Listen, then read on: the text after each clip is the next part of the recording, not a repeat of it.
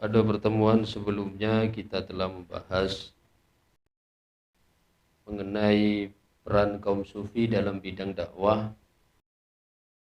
Kemudian selanjutnya pada halaman 101 yaitu pahlawan sufi dalam barisan jihad fisabilillah. Ya, kita ingin melacak bagaimana sikap orang-orang tasawuf di dalam peran mereka dalam melawan kaum kufar. Qala al-faqir al-jihadu ma'al kuffari wal musyrikina 'inda sufiyati min a'zamil kurubat.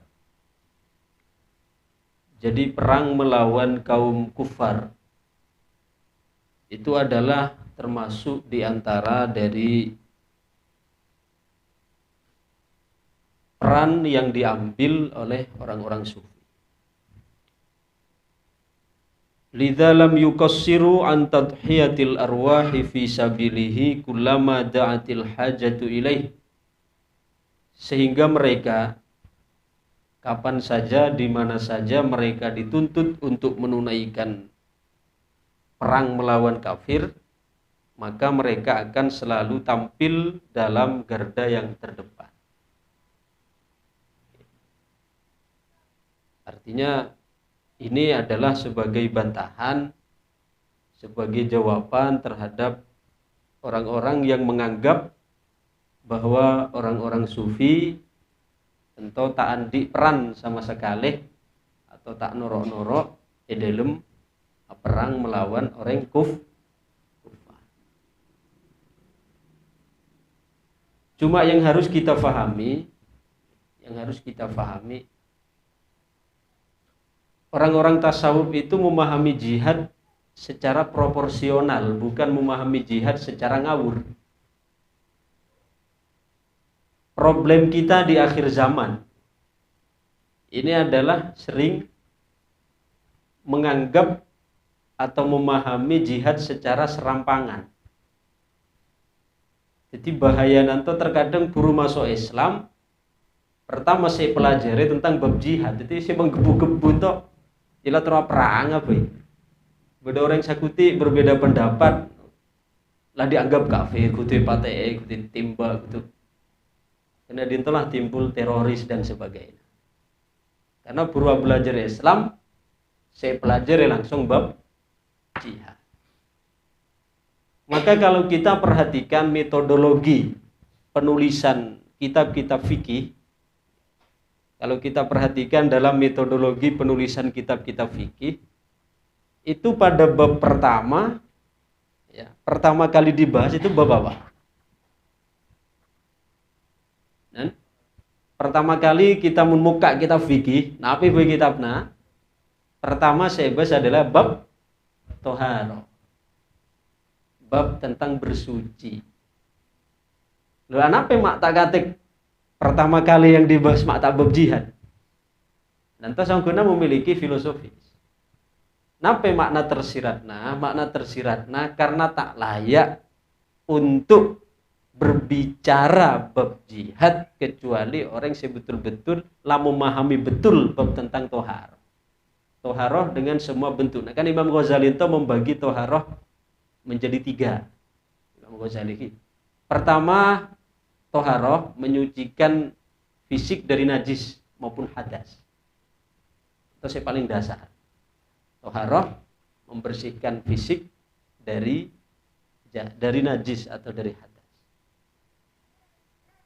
Kemudian yang kedua, membersihkan hati dari penyakit-penyakit ruhani. Itu toharoh tingkatan yang kedua. Mau bersih dari sombong, mau bersih dari ujub, mau bersih dari dengki, mau bersih dari hasud. Itu juga masuk dalam makna toharoh. Kemudian yang tertinggi, toharoh yang tertinggi yaitu membersihkan sir dari selain Allah. Namun dalam wirid ningkila, zikir yang kita baca mafi kolbi illallah. Jadi mafi kolbi illallah itu saungkuna merupakan bentuk upaya kita untuk mengeluarkan atau menyucikan segala sesuatu selain Allah dari dalam sir kita. Jadi ini ada 3 tingkatan tohara. Jadi pertama, toharatul jasad minal hadas wan najis. Menyucikan fisik, zahir dari najis maupun hadas. Kemudian yang kedua, mensucikan hati dari kotoran-kotorannya. Hasud, dengki, ujub, riya, sombong, ya, dan seterusnya. Kemudian tertinggi yaitu menyucikan sir dari selain Allah. Ini makna atau tingkatan-tingkatan dalam tohar. Jadi para ulama fikih mereka meletakkan bab pertama di dalam fikih itu anape makatik bab toharo, mata langsung bab jihad. Karena filosofisna makna tersiratna adalah tak layak bagi seseorang untuk berbicara tentang jihad kecuali lah betul-betul menguasai gelu tentang toharo. Fisikna le toharoh dari najis, atena lah di toharoh dari penyakit-penyakit nate, ruhna sirna lah di toharoh disucikan dari selain Allah. Huru lagi bab jihad toh para fuqaha bahas bab budi-budi. Bene tak bahas dalam fikih bahas. Saking pembahasan nah dibahas di terakhir lagi. Tak bahas di awal. Karena filosofisnya tidak layak untuk berbicara jihad kecuali setelah Athena lah bersih. Karena konsekuensinya terkadang orang buru masuk Islam buru mu'alaf. Pertama fikih saya buka bab jihad. Ya repot, sakuti orang yang tak sepaham, mulai kocak kafir, halal derana lah kan. Akhirnya ibu, mipate dan sebagainya. Soalnya salah dalam menempuh metode pembelajaran. Harusnya belajar toharo gelu, pak bersih gelu Athena, pak bersih fisik. Mula bersih fisik bersih Athena loh. Perangna pun karena Allah, benar karena emosi. Kan boleh dilenajar ya, tadi kisahnya Sayyidina Ali. Sayyidina Ali lah nyata-nyata ke medan perang, pas tengah berkecamukna perang, pimpinan pada pimpinan atemu, dalam keadaan terdesak, pedangna Sayyidina Ali itulah berdeleirna musuh. Musuh itu kemudian dalam keadaan kepepet, acopa kamu anak Sayyidina Ali. Bisa kita bayangkan, situ lu kisah bung pepsoden gitu. Deran orang Arab daging. Ingat anak apa bunuh, acopa katepak kamu anak Sayyidina Ali. Padahal pedang Sayyidina Ali itu nyakare mana pe? Nyakare ngelkelah. Nyakare ngelkelan tuh soalnya lah bede LR musuh. Tapi pada saat musuh ning gila ento nyupai muana Sayyidina Ali semolja, ento pedangnya justru sabar ke Sayyidina Ali. Untuk pak kita kan nonton agak kesempatan tambah kelkel dengan dalih jihad. Jihad rumah sana pembenaran aja padahal dinto karena emosi. Nah ketika sahabat kabar rengka maka kemudian musuh tanya, wahai Ali, apa nama katik pedang engkau diletakkan ke dalam sarungnya padahal engkau ada kesempatan untuk membunuhku. Nah penjawaban Sayyidina Ali coba baru beliau karena ditolak anti nadhofah Athena lah sonce lah sombong kepentingan selain lah benih nafsona saya berbicara benih emosi nah. Beliau mengatakan nih gila eson kanjer ya perang karena Allah yang aku perangi kekufuranmu. Tapi kene mun eson matros mata ebe nah karena pedang eson lah berdeleir na nah mun terus mata eson rek mata ebe nah benih karena Allah boleh tapi karena melampiaskan emosi. Coba sampai seperti itu karena apa dinto lah dibersihkan gelu Athena tolat benih karena sombong benih karena hasud benih karena dan sebagainya. Hal itu bisa kita saksikan juga bagaimana ketika Sultan Salahuddin Al-Ayyubi salah satu dari Sultan Muslim yang berhasil menaklukkan Baitul Maqdis. Jadi di antara dulu saya pernah menaklukkan Baitul Maqdis Palestina itu adalah Sayyidina Sultan Salahuddin Al-Ayyubi. Ketika Sultan Salahuddin Al-Ayyubi mengarah bersama pasukan Nanto mengarah ke Baitul Maqdis, di tengah perjalanan atemu kalaben guruna. guru spiritual. Nah, kemudian cakna guruna, ya Salahuddin ila aina antum dahibun. Salahuddin kamu apa nuh? Maka Sultan Salahuddin ngejawab, uridu an nuharrirul Quds. Bulan toh bertujuan untuk membebaskan Palestina. Napa cakna jawaban guruna? Guruna oning dinto. Cakna guruna, wahai Salahuddin lang paburung gelo. Tangguhkan dulu tujuan kalian untuk menaklukkan Baitul Maqdis. Mulai gelo. Kemudian pabersih gelo, atena pasukan nabe didik gelo. Bersihkan dari berbagai penyakit-penyakit hati. Kuasai gelo emosina, nafsuna dan sebagainya. Akhirnya balik kanan, ki abali ki paburung. Setahun kemudian pasukan nanto dibina, dibimbing, diarahkan, ditarbiyah, dididik. Kemudian kembali ke Palestina dan disitulah diberikan futuh, diberikan oleh Allah Subhanahu wa Ta'ala kemenangan dan berhasil Palestina atau Baitul Maqdis dibebaskan. Dan tetapi Salahuddin Al-Ayyubi itu juga orang sufi, makanya beliau untuk patuh terhadap guruna ketika suruh mundur gelu. Bersih gelu Athena dari pasukan ditarbiyah gelu, pasocce gelu. Baru kemudian pergi ke medan perang dan diberikan kemenangan. Nanti itu akan kita sebutkan di antara tokoh-tokoh sufi ini. Gila siapa di antara mereka yang menjadi pimpinan di dalam maju ke medan laga. Wa kanat ya wa minal ma'lum annal ahdal awwala li akabiris sufiyah kana hafilan bil fitanid dakhiliyah. Sebagaimana kita ketahui bahwa pada masa-masa awal kemunculan embrio dari tasawuf itu adalah mengalami atau menghadapi fitnah-fitnah yang bersifat internal. Napa fitnah-fitnah yang bersifat internal? Yaitu perpecahan, permusuhan di kalangan internal kaum muslimin. Yaitu napa dinto mulai dari meletusna perang Siffin. Coba perang Siffin, perang Jamal lagi antara pasukan Sayyidah Aisyah kalaban Sayyidina Ali. Coba pada orang semak ka Rasul toh. Ya berma kita bersikap edin. Sayyidina Ali adalah orang yang disebut oleh Rasul sebagai babul ilmi, labengna ilmu. Siti Aisyah adalah keluarga Nabi Nina Rasulullah. Coba seandainya kita hidup pada masa itu, miha akan apa kita? Miha akan Sayyidina Ali, berarti kita secara tidak langsung menentang Siti Aisyah. Statusnya istri Rasulullah. Tapi ngapiha akan Siti Aisyah, berarti secara tidak langsung kita menentang Sayyidina Ali sebagai orang yang disebut oleh Rasul sebagai babul ilmi, labengna ilmu. Coba. Akan tetapi edinto dalam hal tersebut kita diperintahkan untuk tawakuf.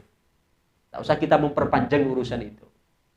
Karena itu adalah urusan para sahabat, mereka berijtihad dan memang dalam hal ini Sayyidah Aisyah salah waktu itu. Sayyidah Aisyah salah. Tapi beliau kemudian mengakui kesalahan tersebut. Sampai rahasia anak Siti Aisyah mata gelem dimakamkan di dekat makam Rasulullah. Kan makam Siti Aisyah bene raudhah kan, lagi mulai umrohi mah. Ngabes di sana. Makam Kanjeng Nabi tak apolong kalau ben makam Siti Aisyah. Padahal posisi makam Kanjeng Nabi kan di kamar Siti Aisyah. Jadi di makam Kanjeng Nabi, tentu kan awalnya kamar Siti Aisyah kalau ben Rasul. Jadi dalam kamar ento, dalam raudhah ento, beda tatelok makam. Makamna Rasul, makamna Sidna Abu Bakar, makamna Sidna Umar. Kemudian beda situngki kosong, sento lagi akan dijadikan sebagai makamna Sayyidina Isa alaihissalam kelak di akhir zaman. Di pagi Nabi Isa mulai turun ngalabut jejel lagi, lapar kiamat pagi.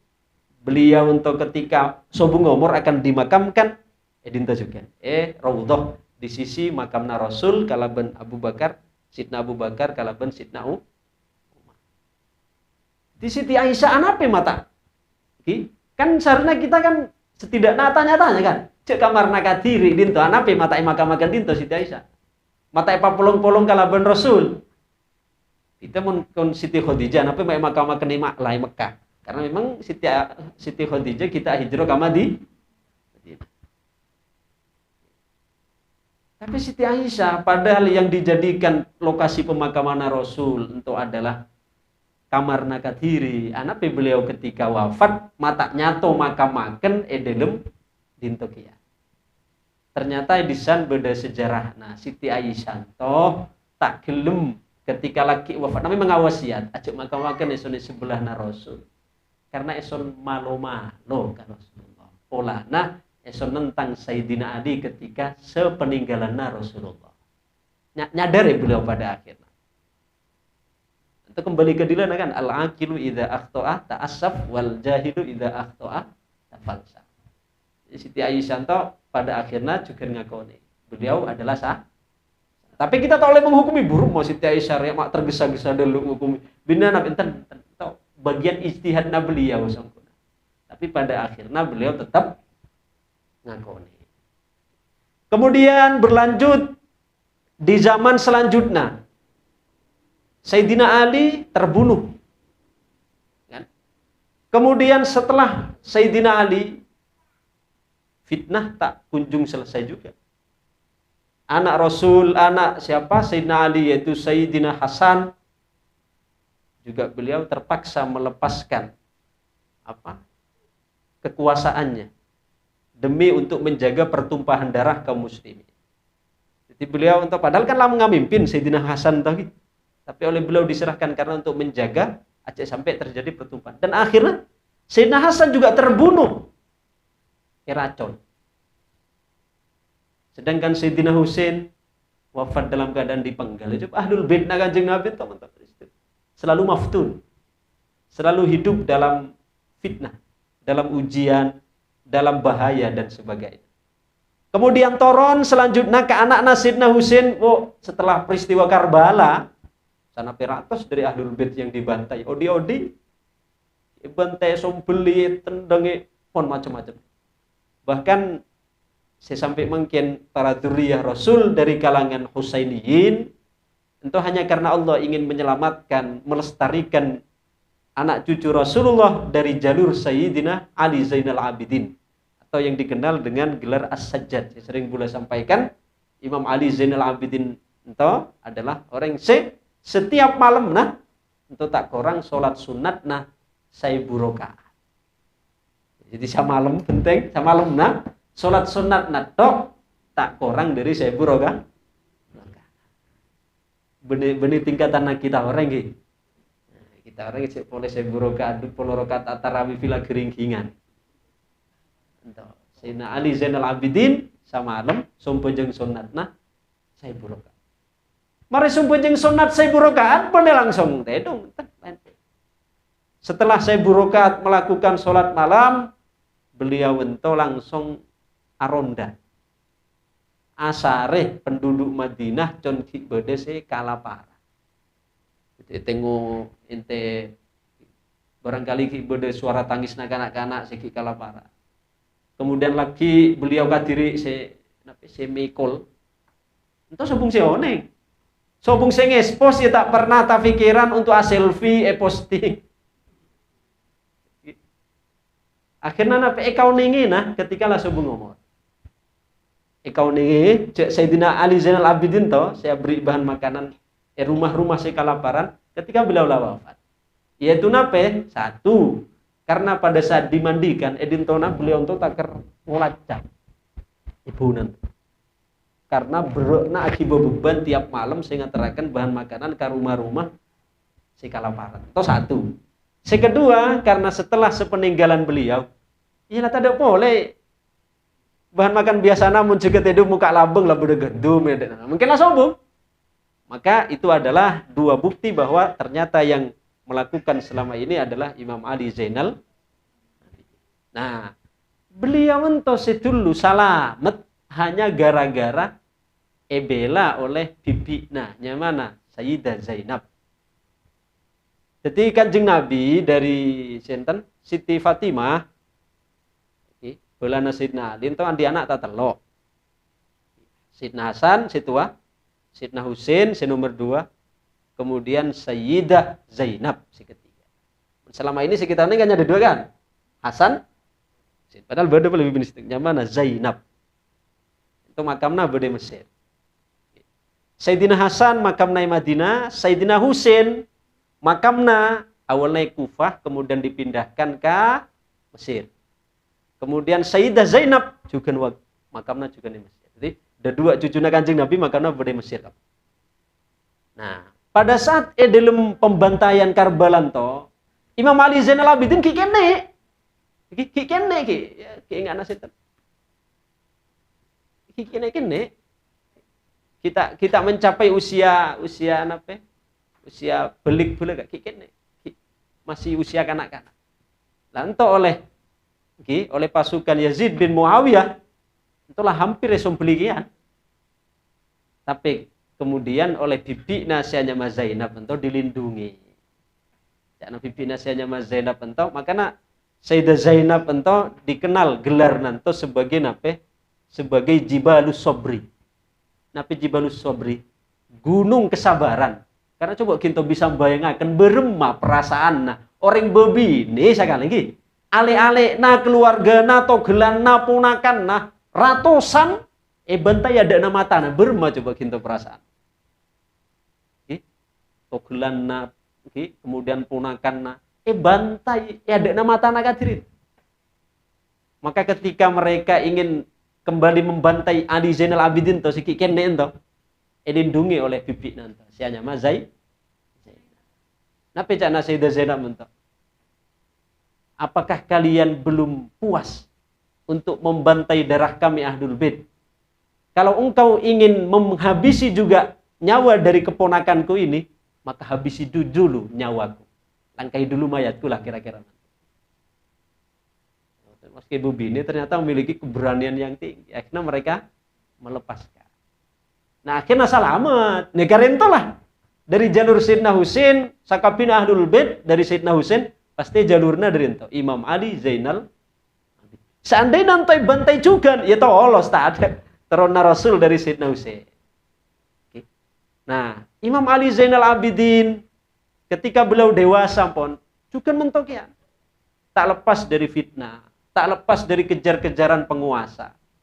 Maka lantas kemudian para Ahlul Bait anape selanjutnya banyak meninggalkan kota Madinah karena dirasa kota Madinah pun tak aman, kemudian ke Kufah, kemudian terus dan kemudian para habaib anape banyak kayaman karena mereka leluhur mereka yaitu Imam Isa Al-Muhajir atau kemudian pindah ke Hadramut. Makanya disebut Al-Muhajir artinya saya pindah, hijrah. Dari situlah kemudian bertebaranlah para habaib kemudian napakkan Nusantara. Atau dari jalur Sayyidina Husain. Tapi munse dari jalur Sayyidina Hasan, teman Indonesia jarang banget. Palingnya situng dua munse dari jalur Sayyidina Hasan. Karena munse dari Sayyidina Hasan untuk kebanyakan di sana Maroko, kemudian di Mekah juga di ibadah, kemudian Syria juga di banyak. Atau munse dari jalur Sayyidina Hasan. Kan biasanya bidana munse jalur Sayyidina Hasan kebanyakan lembut. Karena memang jiwa Sayyidina Hasan itu lembut. Munse jalur Sayyidina Husain kebanyakan keras. Tapi tak sakabina kebanyakan. Karena memang di dalam jiwana untuk mengalir darahnya Sayyidina Husain jiwa pejuang, jiwa syuhada. Ada jalur Sayyidina Hasan dari jalur Sayyidina Husain. Pon. Dikembalikan yang gelap boleh dari situ dulu. Sejak zaman kemunculan embrio tasawuf pun para ulama dulu sudah mereka ingat Imam Ali Zainal Abidin. Anak beliau ketika zaman fitnah tersebut, beliau kan memilih hidup zuhud. Jadi beliau menghindari hiruk pikuk fitnah, gonjang ganjing, beliau memilih hidup zuhud. Memilih tafakkur, memilih ibadah. Tak pati norok-norok lah keurusan itu. Karena waktu itu memang masa-masa pertumpahan darah. Coba sesama kaum muslimin pada ngaku muslim. Yalah persis zaman akhir mungkin. Maka kita kadang anehna mungkin pada ngaku muslim. Demonstrasi sedisan Allahu Akbar. Sedisan bismillahirrahmanirrahim. Berumah pada muslim nah. Makanya tentu zaman fitnah saya sangat tapi mana kita sulit untuk membedakan. Asarya saya benderong kumalarat karena masing-masing lah mun nasaken poteh kala benceleng gampang. Mun bahasa Gus Ba napa? Orang lah kita ento sing ngaku bener belum tentu bener ongkuan. Orang lain saya salah belum tentu salah ongkuan. Serba remeng-remeng din. Makanya kita kudu pandai-pandai napa pula zaman fitnah. Zaman sosial media nggak mungkin luar biasa bahaya. Bahkan Al Habib Abu Bakar Al Masyhur, salah seorang ulama Yaman sih baru meninggal senapi bulan selesai. Ya. Beliau saya terkenal kalau Al Mufakkir Al Islami. Beliau mengatakan untuk hidup di akhir zaman cana beliau setidaknya ada dua sih kudu kita perhatikan. Napi ada dua ento, saya pertama yaitu siyanatul lisan minadzam. Yang kedua wasyanatul yadi minaddam. Ngajaga lesan dari mencaci, ngajaga tanang dari menumpahkan darah. Itu zaman akhir. Lesan jaga cek sampai gempang mencela orang, ngacaci orang. Tanang acek sampai gempang-gempang untuk nyakei orang. Itu manhaj atau jalan keselamatan hidup di akhir zaman. Sebenarnya terjadi kan nanti. Tapi pula zaman fitnah, mungkin informasi.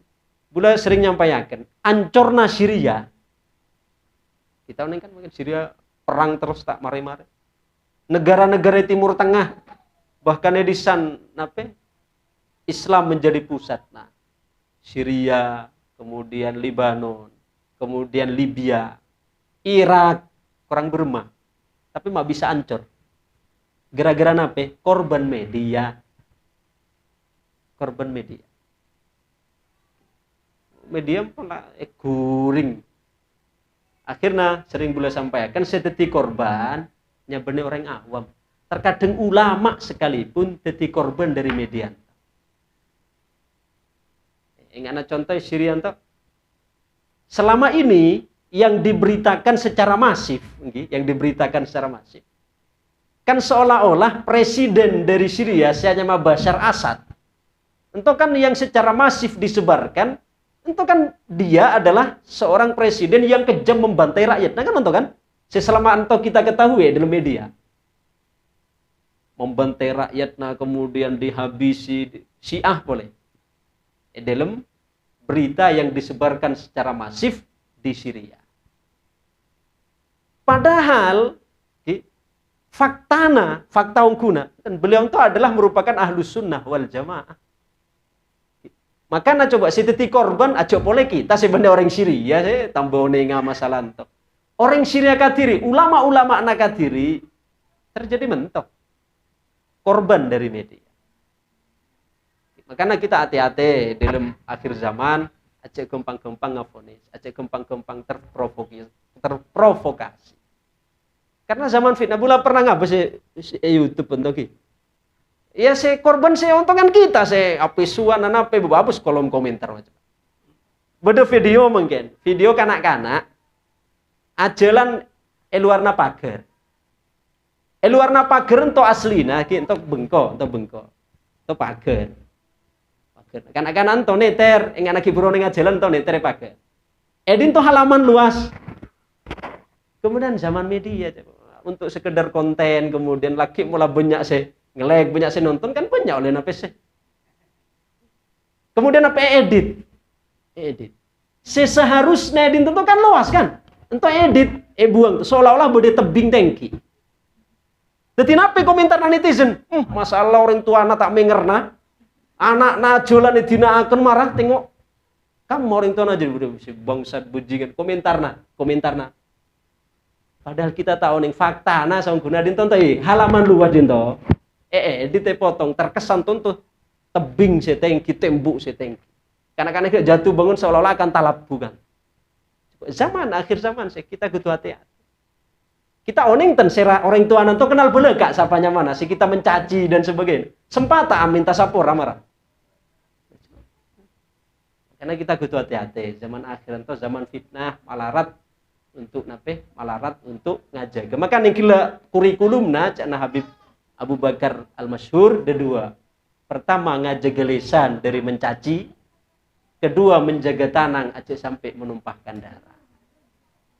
Tapi repotnya mungkin selesan apa pak boy, bonisakin apa mencaci. Ya bener tak mencaci, tapi lewat komentar ya tak apa ada boy. Bener ngatanya kabula sebenarnya. Ustaz, cak namun selarang itu kan mencaci. Mencaci itu kan bahasa lisan, tapi mau nulis berma.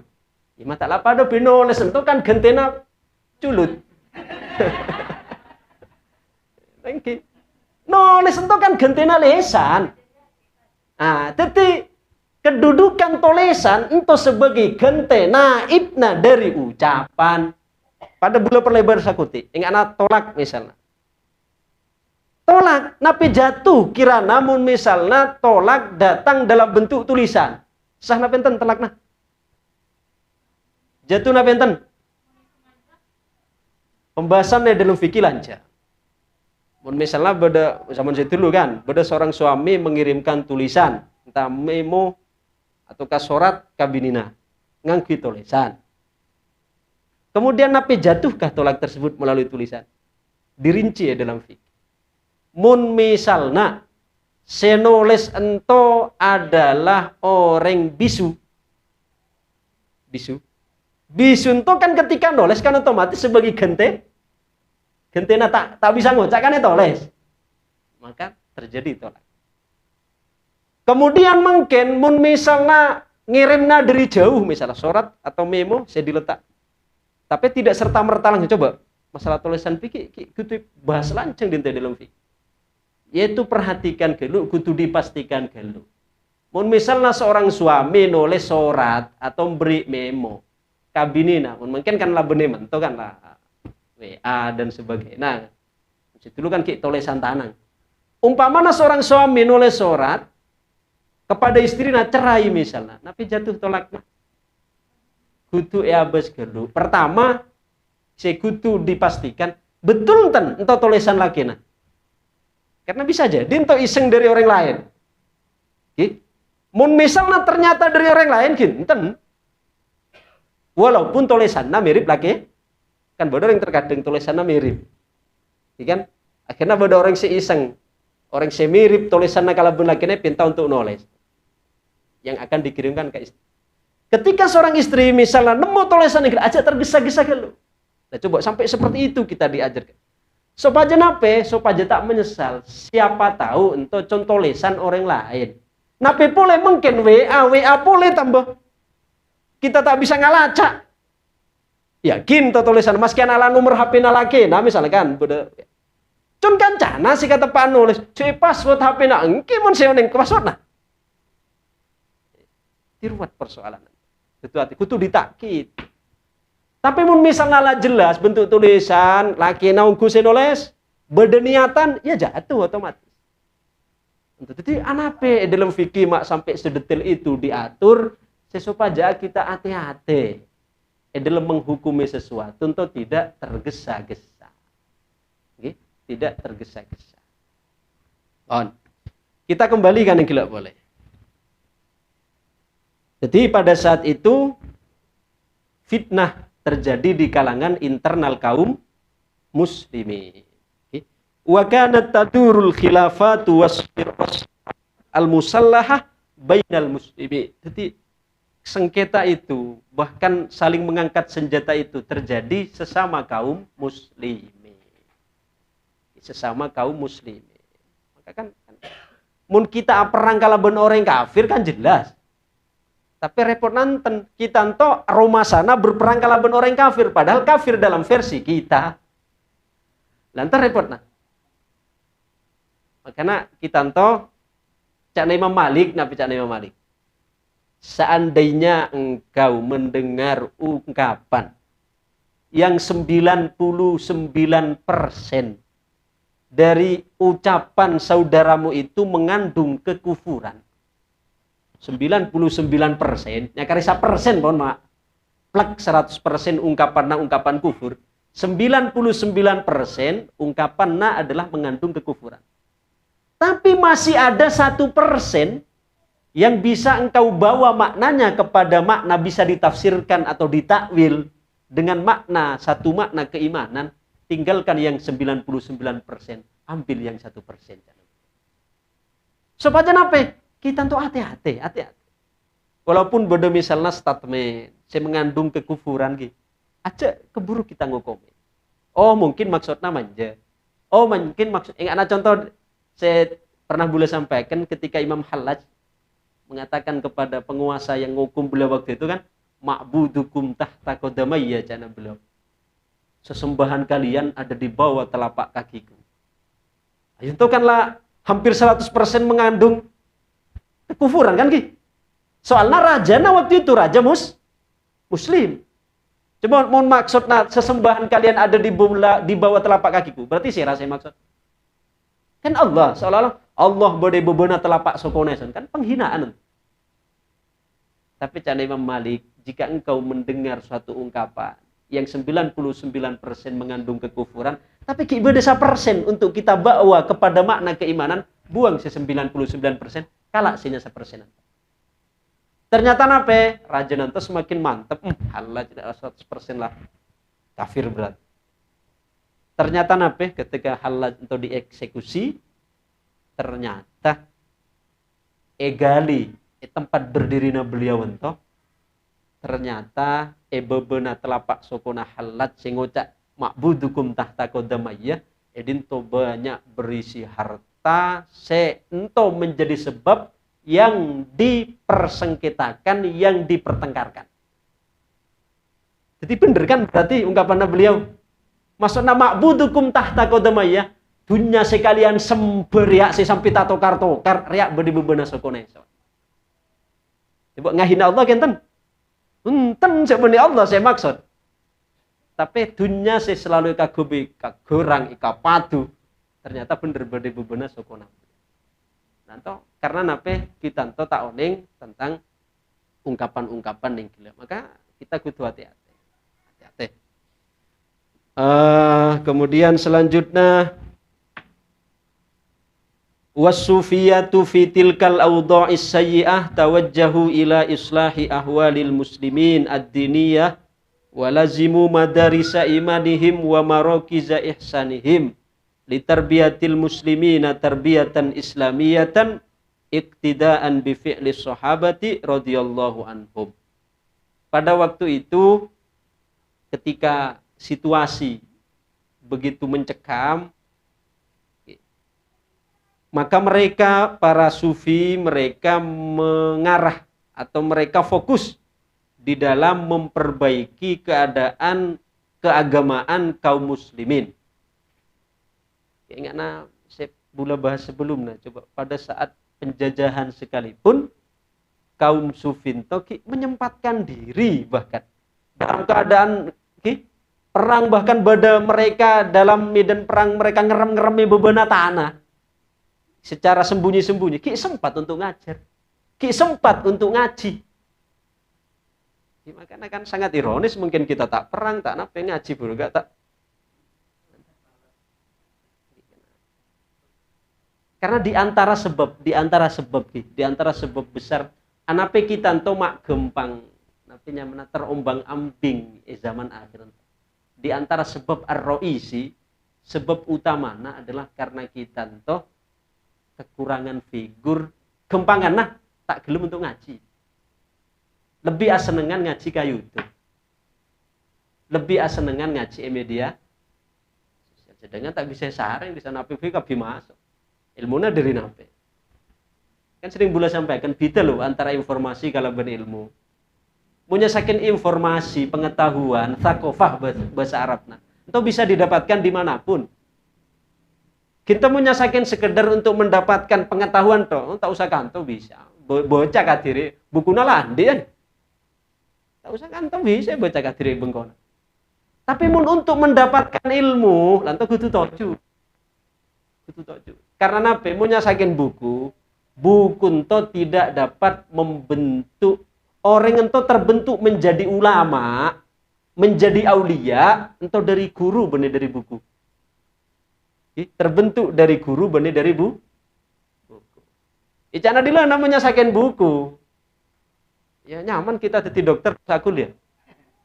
Ya bongkar perpustakaan bocah kadiri teori-teori kedokteran.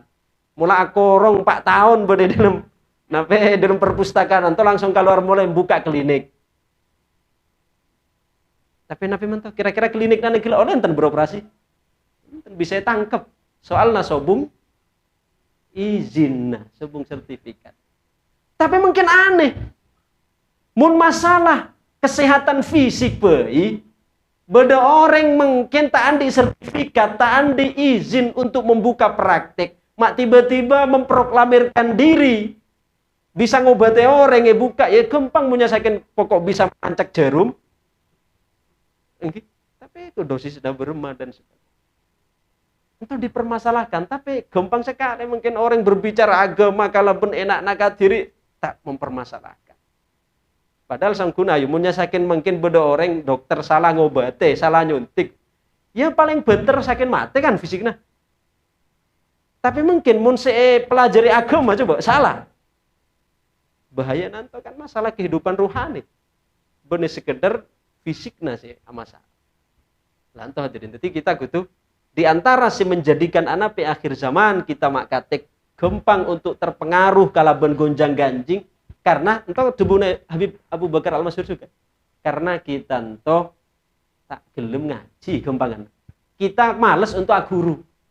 Lebih seneng untuk ngikuti napi sebuah media sosial.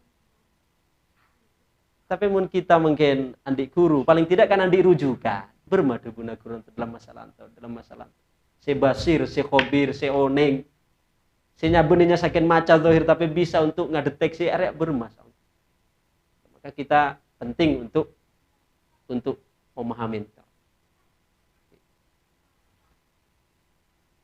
Jadi saya dulu zaman saya sangat genting ki sempat untuk ngaji, sempat untuk nuntut ilmu. Jadi kita sangat malu-malu lah misalnya dalam keadaan mentoh. Insyaallah. On. Kemudian selanjutnya walazimu madarisa imanihim wa marakiza ihsanihim li tarbiyatil muslimin tarbiyatan islamiyah. Jadi fokus mereka untuk ngadidik generasi. Ngadidik generasi. Karena pendidikan ento bida kalaben pengetahuan. Dan kebanyakan pangapora lagi benih-bula merendahkan lembaga pendidikan. Lembaga pendidikan mungkin kebanyakan benih mengarah kepada pendidikan, tapi lebih mengarah ke pengetahuan. Lebih ke arah lembaga pengetahuan, benih kepada lembaga pendidikan. Lebih kepada taklim, bukan kepada tarbiyah. Napa beda Gus? Mun taklim, itu sakit ngajar mare. Saya bentuk pokok siswa pinter mare pon. Tapi mun pendidikan itu kan bahasa Arabna tarbiyatun. Dari kata robba, yurobbi, tarbiyatan. Napi robba itu kan ngarabete. Nyamana ngarabete kan diperhatikan. Ingat ginto nanam cabi. Rabat mulai ngaburse, mergi seram, rabu, kemudian sarbu. Rabete banyak bilisnya semprot. Kemudian mungkin banyak rebekan kirena bersih itu nyamana tarbi ngarabete. Nah, lembaga pendidikan harusnya menton toh.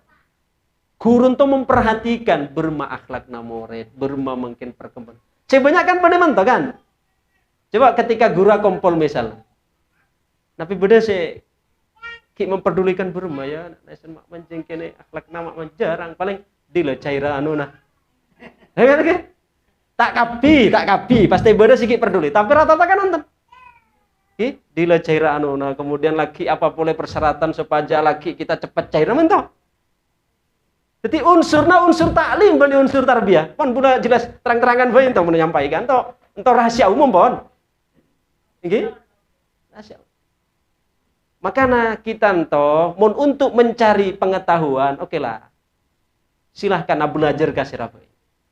Tapi sebagaimana kita mencari ilmu kau orang siandi ilmu, mentujukan kita munasari akhlak kau orang siandi akhlak. Karena pas jalurnya. Mun kita mengharapkan akhlak, nyawa orang siandi ilmu, belum tentu loros. Mun orang yang gila, andi ilmu tapi tandi akhlak. Salah satu contoh, bulan di guru Allah yarham. Beliau pernah mengunjungi putrena ka pondok, situng pondok. Pas napak ka pondok, mae temu guruna ngene mancing-mancing kira-kira sekali. Langsung tak atong guko lagu, putrana beliau seesambeng langsung ipapamitaken iki bapaleman pindah pondok. Tetapi ketika tanyakan anak pialasan nah, cana beliau karena riak mun guruna bayi nginum na mancing-mancing kere-kere, apes kan aneh sudah apa lagi marah. Maka nak beliau pindah. Karena memperhatikan akhlak, nah benarnya sekedar pinter nah, tapi memperhatikan akhlak nah, supaya tom. Nah, entah kita sebagai orang tua lagi, itu butuh prihatin kasa. Mau untuk anak aja sampai salah guru, aja sampai salah lembaga. Guruna besenten, guruna senten, kancana senten, karena itu sangat mempengaruhi sikap dan perilaku nih. Jadi mun kita ingin tero ilmu, ya kau orang sandi ilmu, tapi mun ingin tero akhlak, ya pak kumpul kalaben kala akhlak tersebut dari orang-orang sandi akhlak kan tepat. Kinto tero pulsa ya sare karena saya jual pulsa masih nus, misalnya kan? Tero tace sare ain, lah beli Jogja ya. Jadi pas asar ilmu kau orang sandi ilmu, tapi mun asari akhlak. Asar ke orang-orang sandi akhlak. Jadi mereka situlun to anak pemak katik menyempatkan diri padahal di tengah kecamuk napra. Di sela-sela itu maki napi sempat untuk ngaji, untuk tarbiyah. Karena gila majelis yang mereka napi dirikan atau majelis yang mereka gelar tentunya benih majelis ilmu tapi sekaligus majelis tarbiyah. Nyabune ceramah tapi juga beda pendidik. Maka terus terang bulan toge sangkuna mun pengajian bula lebih srek serutin dengan nama daripada saya nyasakin tahun sekali misal benih bula tak seneng ten enggak misalnya kan mun molot misalkan setahun sekali ya mun kita berbicara mungkin ya daripada tanda kesengki si arengki tapi untuk ngabentuk mendidik menjadi generasi si alim si berakhlak itu kurang efektif. Itunya setahun sekalian Pak Jam-jam. Misal ge bula ceramah molot. Coba enak pula gak saja ceramah napi sih kalau level gak saja contoh kita gojok nasi banyak dan sebagainya.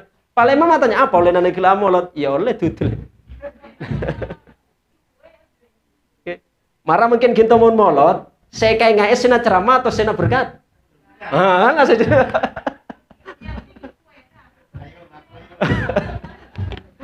Maka bula beri saran ki, pongpong ngaji tuh, saya ngaji, mulai dari saya ngaji kan.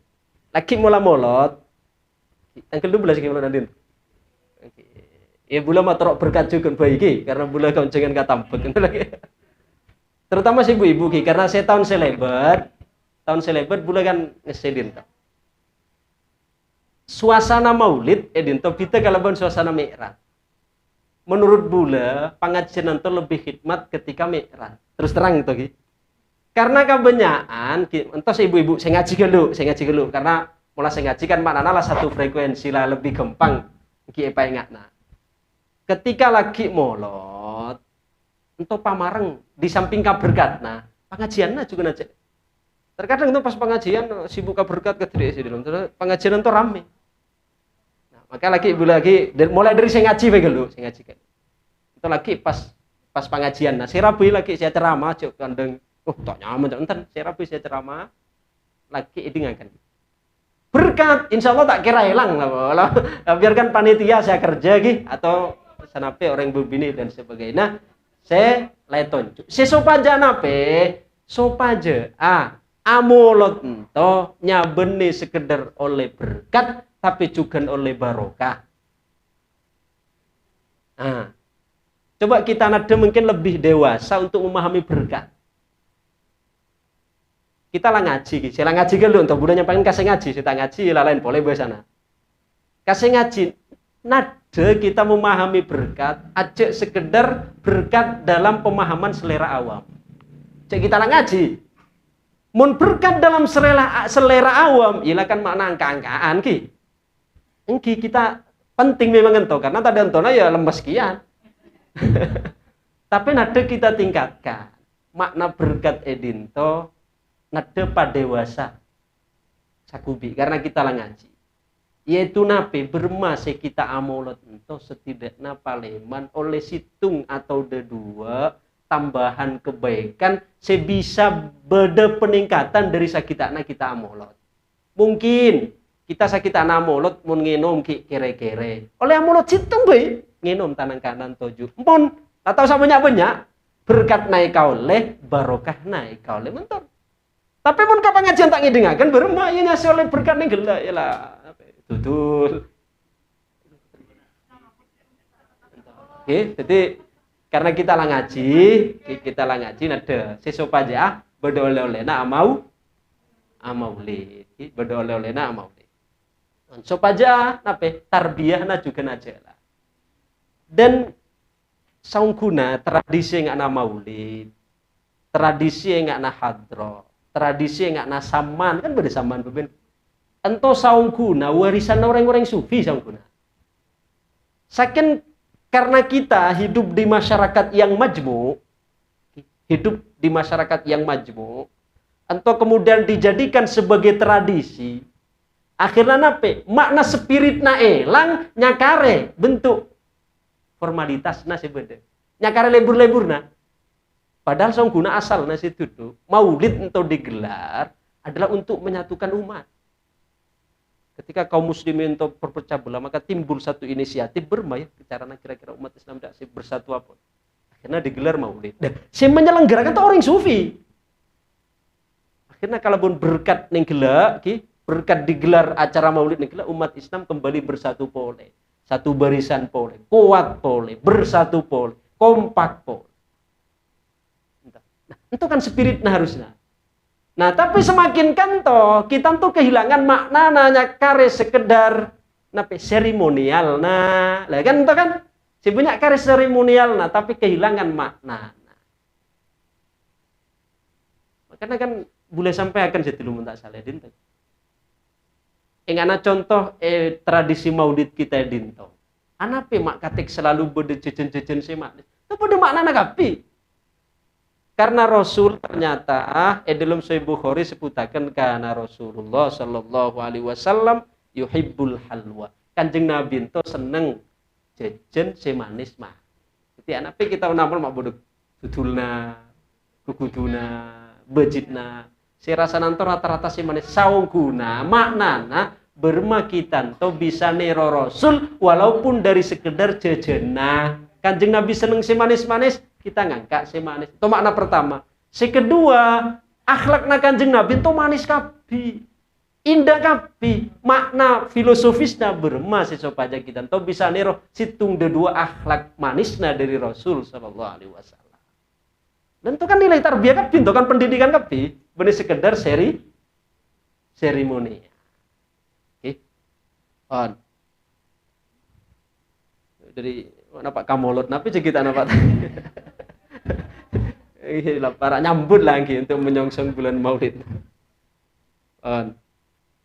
Napi ning gelek. Kan kita ngabas napi ning gelek pahlawan sufi. Itu pahlawan ngedepe maulid juga toh. Aja sampai napi kalau ben-bedenan toh menjadikan tambal.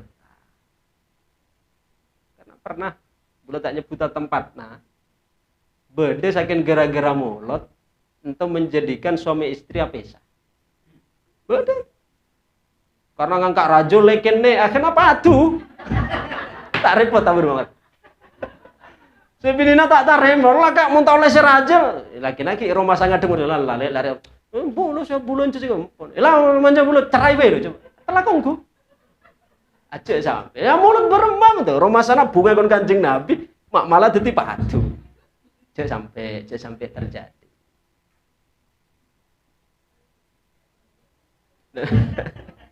Selah barokah nailang, berkat nailang kian bini hilang sekali lah repot kamu. Allah, insyaallah. Nabi ning kila litatarbiyatan islamiyatan iktidaan bi fi'li sahabah. Karena mereka ento dalam ngadidik generasi seperti itu, niru Rasul. Akhlak-akhlakna Rasul, di antara akhlakna Rasul Kanjeng Nabi ento mun madang beliau ento beda jajan sakubi misalnya ada sakabina melo. Sahabat ento ngarasai sebeda adekna Rasul. Mak situng bakto Rasul ento beri salah seorang hadiah ya terai buah sa talam sanampa. Tarai maka Rasul kalaban wajah yang ceria. Masa ngoreng kan? CCP kan. Situ si sahabat lah ngalonyo iber biasanya begi kan Nabi mungkin mak sakini paningku kedua anjing Nabi lah parongku mak kita ibri ngarasai gitu biasanya sakuti langsung begi sampai habis satalah itunya karena ngalonyo coba sahabat sahabat akhirnya cakna ya setelah abi pada salah seorang sahabat saya tanya Rasul kinto mungkin mata ingat na biasana, biasana mungkin to madeng-madeng, mungkin to ADR selalu ingat ka sahabat sebeda ada. Sakuti kisakuti obat. Tapi mak dingareng mungkin panjenengan kalabun lahapna tak atole sama sekali. Nabi jana Rasul. Tapi orang sabrin to lapah lima. Buah ning gila CCPS sun juri celo. Maka nakai sun sengaja tak ebri ngarasai be nanggapi. Karena mun beukna laki beri ngarasai do, beukna laki tadi mureng-mureng kok rasanya beri. Nduk tak minger nare. Saya bukan kakak Kanjeng Nabi si celo kan itu kan. Maka naka Rasul sengaja padeng kadirian tahan-tanaken walaupun celok ka beliau tahu ning berumah perisi namun kita walaupun padeng kan kita tetap belde kerja anda dinto lagi. Tapi Rasul kita sun sengaja tak beri ka beukna. Karena kita kan itu gue ka orang saya kan ngapusaken bunga nah Rasul selah untuk masyaallah hasil ibeken ka Rasul bunga nah sampai maka nak son sengaja tak ibeken beukna tak beri nyecp mun beukna beri nyecp laki sahabat saya beri ya orang saya beri awalna lah bunga buru nape buru mareng ya malu-malu sekali sahabat sirang buru makir ya beri kan Nabi beri si manis ki buru mah beri si pak itu si pertama. Si kedua, karena reak tak nyaman. Mun si tak nyaman lah cukup maisun bayi. Beukna si nyaman-nyaman.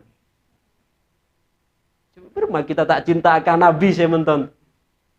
Bahkan beliau andi mun beda cana Nabi mun nyaman kan Nabi serahkan ke kita. Tapi mun tak nyaman, tolong mikul kita ke Rasul. Maka cana Nabi, siapa di antara kalian yang diotang dateng ke Rasul. Duh coba tangguh. Itu lumun beda orang tiba-tiba kan Nabi bejere. Ternyata Kanjeng Nabi pun dimajerin di beda orang si fulan yang diotang. Nagina kan Nabi mak bisa.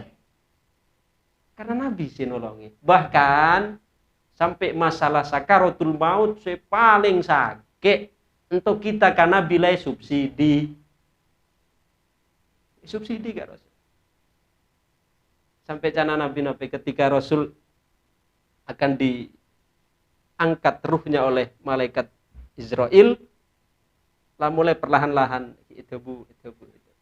Tapi cakna Kanjeng Nabi wahai malaikat Mikail malaikat Jibril sing nemen ento kan apaleng cakna Kanjeng Nabi ya Jibril apa beukna becik kae son mak katek tak gelem untuk ngadep.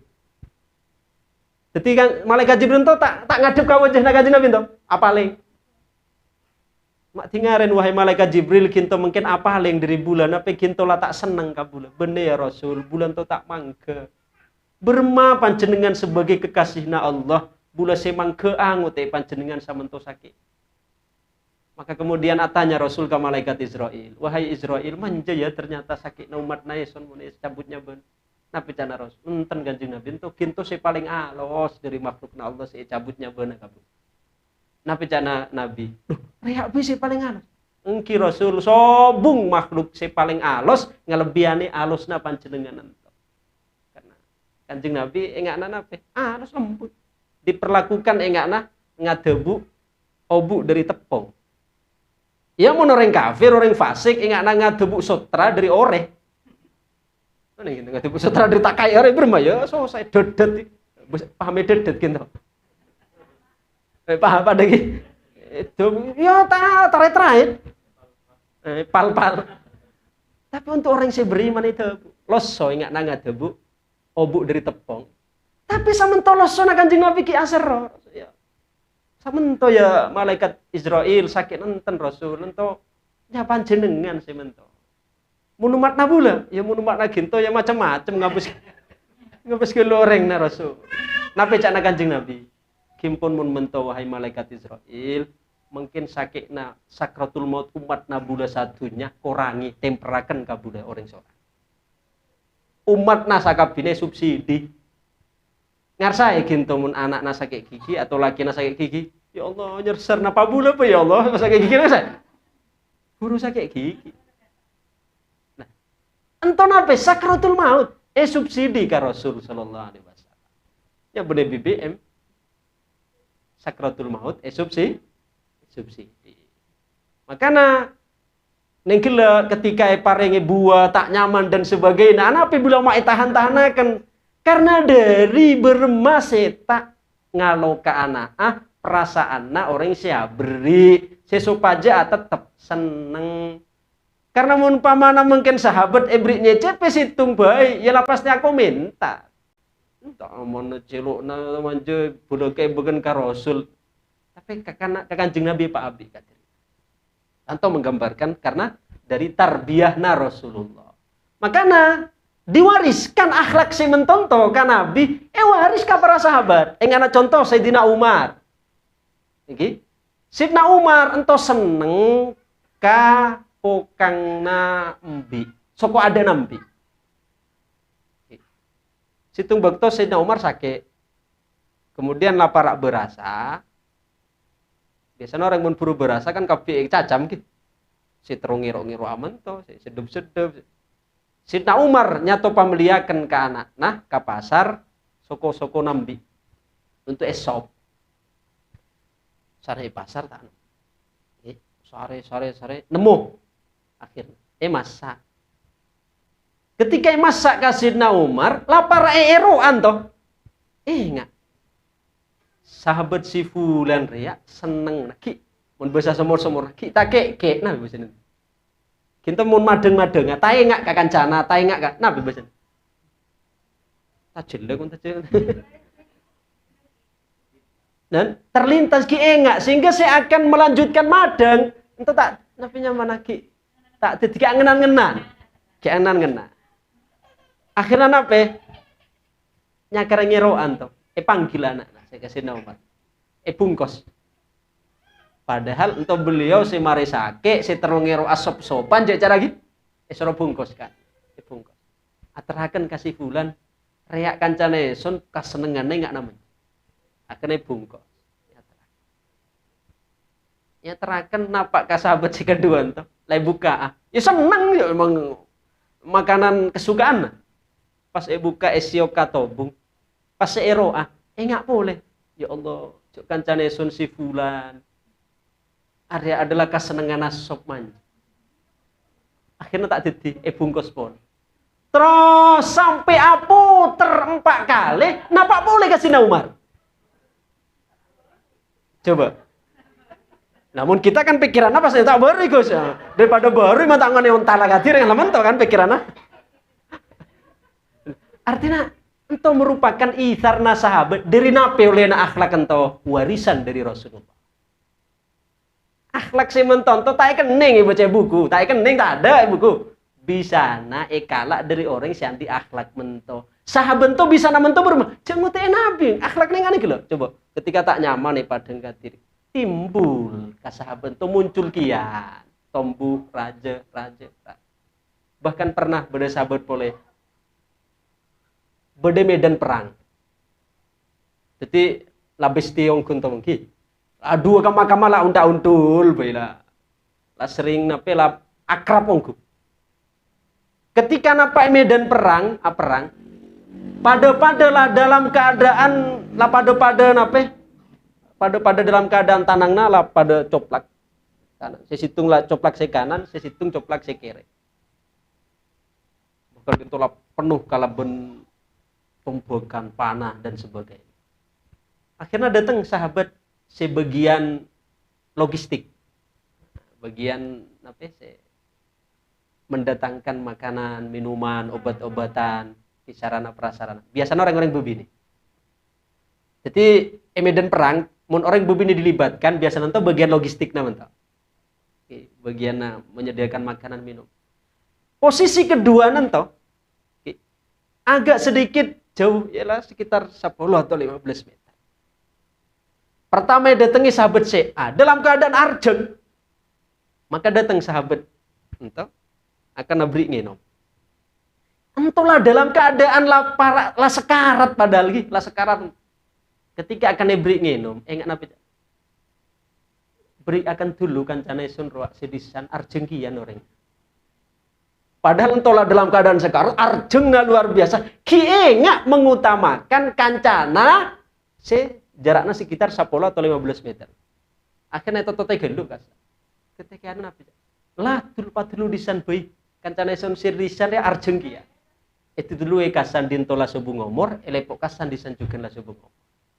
Dari nabi nanto itarna sampai dalam keadaan segenting itu bisa mereka seperti ini. Dari nabi nanto didapatkan warisan dari Sayyiduna Rasulullah sallallahu alaihi wasallam. Nah, hal-hal sementoh sekali lagi bulat garis bawahe tak bisa kalah dari buku, kita dapatkan dari guru, dari orang-orang yang di sebagaimana ilmu kita dapatkan dari orang yang di ilmu, menunjukkan akhlak kita dapatkan dari orang-orang yang di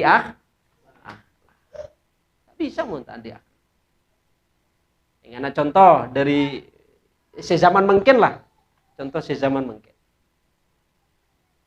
Ketika bulaki ibu di Mesir, musim celep. Musim celep. Di sana musim celep, masya Allah. Untuk sekedar munapandir bayi ngoguk. Tak kata rokok untuk keluar asap dari bibir, dari elong. Situng bakto kadetengan pondok ento kadetengan tamu dari ulama Saudi. Saya berfaham salafi. Salafi palsu tapi saya dilarang kita bahas. Kopi mentos salah. Tapi oleh guru Nabula saya Yusuf Al Hasan itu dilayani dengan begitu tanpa membeda-bedakan. Kemudian beri sapuk nasi tebel. Saya bilang kak diri tak sapuk. Udah coba mun boleh kan nanti paca-pacaan orang kita sapuk tak gama pokoke sunyi. Detedu. Enten dedentep. Nah, itu terjadi kian ingana zaman nasi dulu santri pertama Al Habib Umar bin Hafid Yaman toh. Sempat diceritakan bahwa musim celep juga pada. Santri-santri pertama angkatan Habib Mundir, almarhum. Angkatan Habib Habib Soleh Al-Jufri Solo, kemudian Habib Jindan, sebagian itu masuk santri angkatan pertama Habib Umar. Itu musim celep. Ketika musim celep, Habib Umar maka luar, sapok-sapok nanto, selimut-selimut dari bengkone. Ayo ki korang be pangalakan boleh. Cokop, korang be pakai luar boleh. Terakhir entoh pakai luar, mak semula sing-lasing kami. Semula sing-lasing kami. Kemudian sama lembenteng, santri-santri ento ngeding tangisan bayi. Malah nangis. Lagu-laguna, waktu itu Habib Salim ki kene saya ke Jakarta, saya ke Indonesia, saya ke Umar itu kan putra Nabi Umar ada dua, Habib Salim kalaban Habib Hamid. Habib Hamid itu bula temu saya alajar di Surabaya, belum akun beyampel, bula temu yampel kabeh. Pas nape? Tanyakan lagu-lagu nak santri-santri itu ke Habib Salim saya tahu anto. Beri anak arapa lek nambah nih secara dinto. Nape jawaban? Alek naik bula beri anak kecelep pancik sapuk nak kabupaten bukan ke santri. Ternyata nang, yo pantas mun nape nyamana bodoh sila sing semula sing kemen apa cuma di anak nasi kikin ento. Tapi si anak nakadiri untuk Al Habib Umar nyasakin saking sapuk sarung biasa. Sedangkan musim celep mun Mungkin to bulan boy musim celepe Mesir. Mun aku lam bibit tong lapis untuk ki rasa masuk angin dari celep. Artinya apa dinto? Mak bisa membentuk seperti itu karena itu adalah akhlak yang diambil dari guru ka guru ka guru ka guru ka sahabat senapa ka Rasul sallallahu alaihi wasallam. Jadi kesimpulannya akhlak itu tidak dapat diajarkan tapi dapat diwariskan dan dicontohkan. Mun ilmu bisa untuk diajarkan, ilmu matematika ya pokoknya lah mare fisika mare, tapi untuk akhlak tak bisa. Tak bisa. Walaupun kita baca bab sabar misalnya. Walaupun 1 juta kitab sabar saya baca, belum tentu kita, sulah hatam 1000 kitab sabar. Sabar ku lagu sabar. Belum tentu. Kadang saya macana boleh gak tak sabar ingin segera hatam. Oke. Oh, terkadang anak orang tua gimana tuh ya? Ke anak-anak rumah sana ngajaran sabar. Sabar. Mana kadiri tak sabar lah nggak bentang bermana. Anaknya suruh sabar. Jadi ilmu-ilmu yang nak mento tak bisa didapatkan dari buku, atau tak bisa diajarkan tapi bisa dicontohkan dan diwariskan. Mungkin kita apolong kalau pun orang sandik mento, tapi luar lagi kita. Kata pesan kian bisa untuk bersikap seperti itu. Nanti pierna kita sakabdina kaanggui anak-anak nabula gento kapi, aceh sampai salah dalam memilih lembaga pendidikan. Acehnya sakit lembaga apa? Pendidikannya nyaman ada. Tapi lembaga pendidikan sebetul-betul dalamna didik. Didik ento akalna didik. Kemudian nafsuna didik. Kemudian ruhna didik. Kemudian sirna didik. Didik kapi nyabeni jasadna, tapi sakapi komponen yang gela didik erabet. Makanya disebut tarbiyah erabet nggak orang nanam cabai, nanam timun mulai dari burse, seram, erabu sehingga abuah. Mungkin kita mun bedenten buah tumbuhan si abuah sampai rabat. Beda. Ya beda. Saking perkembangannya tak akan sesubur seerabe. Tak menutup kemungkinan beda Gus, enten Gus. Orang tanpa tarbiyah dari guru kemudian bisa jadi orang abu, jadi orang nape, jadi orang segaga, bisa. Saking jarang sih, walaupun jadi, ya tak tentu tak ingat nasi erabete. Pada temun misalnya lagi, temun saya tanam erabete, kalau bentemun saya tumbuh kadir, apa becek perkembangan?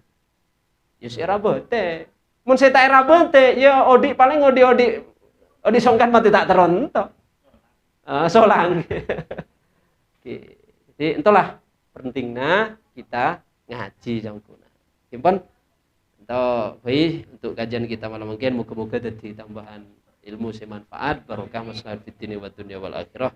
Amin amin ya rabbal alamin. Allahumma fa'na bima lam tanawalimna ma yanfa'una wa zidna ilma rabbana atina fid dunya hasanah fil akhirati hasanah wa qina adzabannar. Sallallahu alaihi wasallam Muhammad wa ala alihi washabbihi. Alhamdulillahirabbil alamin. Assalamualaikum warahmatullahi wabarakatuh.